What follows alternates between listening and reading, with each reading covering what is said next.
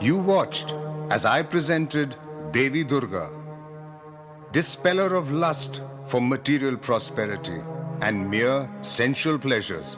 Now, let me tell you about Savitri as she takes you beyond death. Although we are only mortals. Savitri, she told us that immortality is within our grasp. Savitri, she gave us the path through concentrated sadhana. Immortality, although we are but mortals. The story was told a long, long time ago in the Mahabharata. There was a king, and after many years of marriage, he had no children. He wanted children, and so he talked to the gods through meditation, through tapasya. In the heavens, the goddess Savitri was so impressed with the king's single-minded tapasya, she appeared before him and blessed him with a daughter.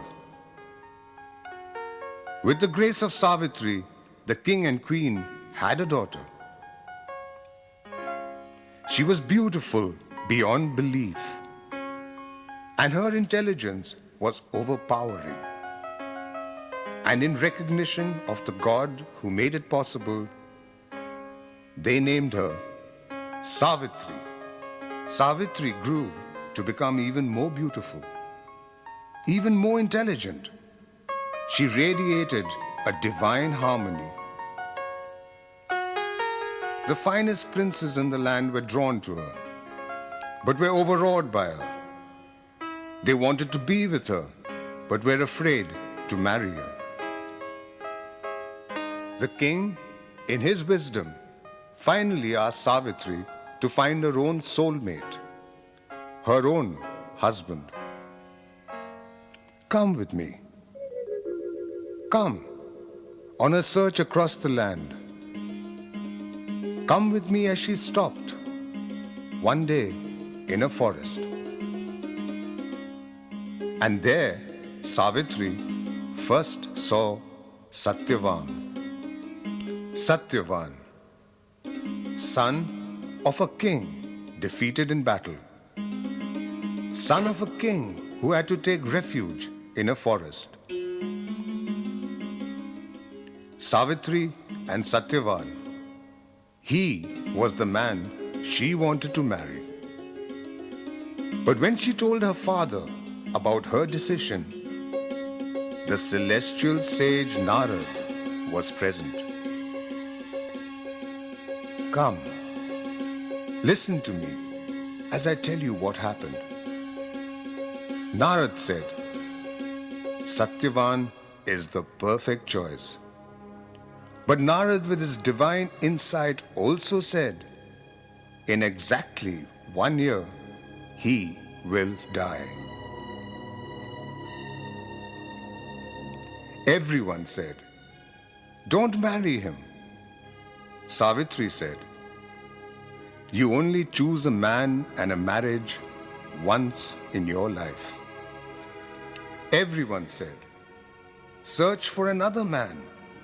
Savitri said, even if you say he will die in 1 year, I will marry only him.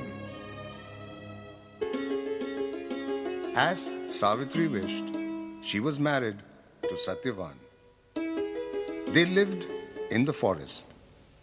And 1 year later, on the day as was foretold, Savitri went with her husband in the forest to fetch fruits, nuts, and firewood. Like the sage Narad foretold, he fell ill, sick and helpless. He placed his head on Savitri's lap. The god of death, Yama, sent his emissaries to take Satyavan. But because of Savitri's courage, they failed. And now I tremble as I tell you this. The god of death Yama came to them and stood in his grandeur next to them. In his timeless purpose, he took the seed from the body of Satyavan and began his journey back to the heavens. But consider Savitri. Consider her sadhana. Consider her strength of character. Consider her ability to follow Yama, god of death. Consider the fact that Yama was so impressed and enchanted by this devotion and spiritual achievement that he gave back the seed of life of a mortal to Savitri. Consider the fact that Shri Aurobindo wrote the eternal metaphysical poem called Savitri. I am a humble Sudtradhar, but let me present a few verses from this beautiful poem and this timeless story.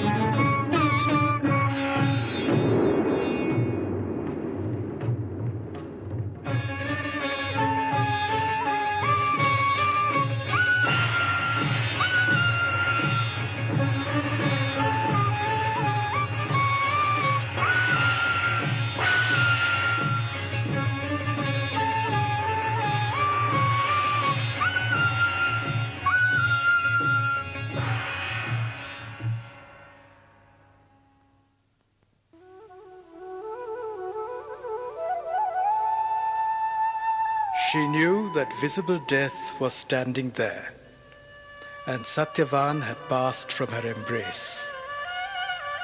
Then death, the king, leaned boundless down, as leans night over tired lands as evening pales.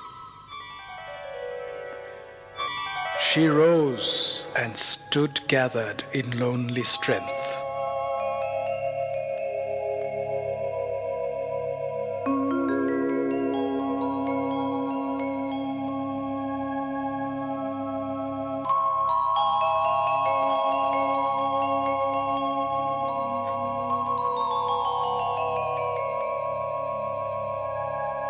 O mortal, turn back to thy transient kind. Hope not to win back to thee Satyavan. Yet, since thy strength deserves no trivial crown, gifts I can give to soothe thy wounded life. Choose a life's hope for thy deceiving prize. I bow not to thee, O huge mask of death, black lie of night to the cowed soul of man. A victor spirit conscious of my force. Not as a suppliant to thy gates I came. Indulgent to dreams my touch shall break, I yield to his blind father's longing heart. Kingdom and power and friends and greatness lost, and royal trappings for his peaceful age. Granted. Go, mortal, to thy small permitted sphere. World Spirit, I was thy equal spirit born. I am immortal in my mortality.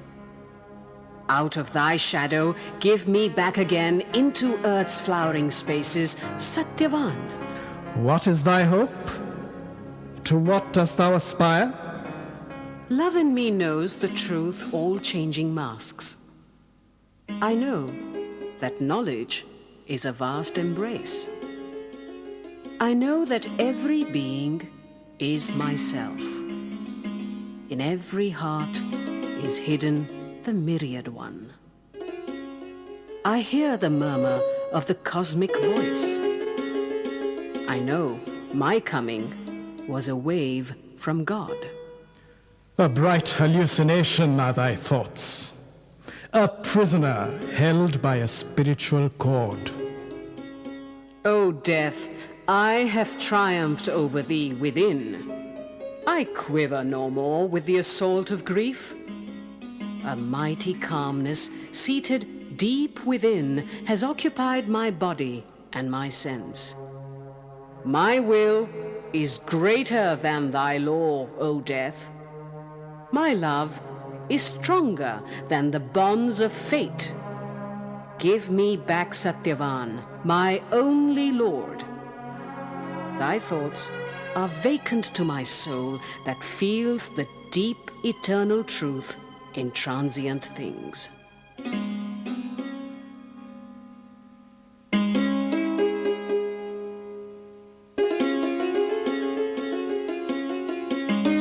Return and try thy soul.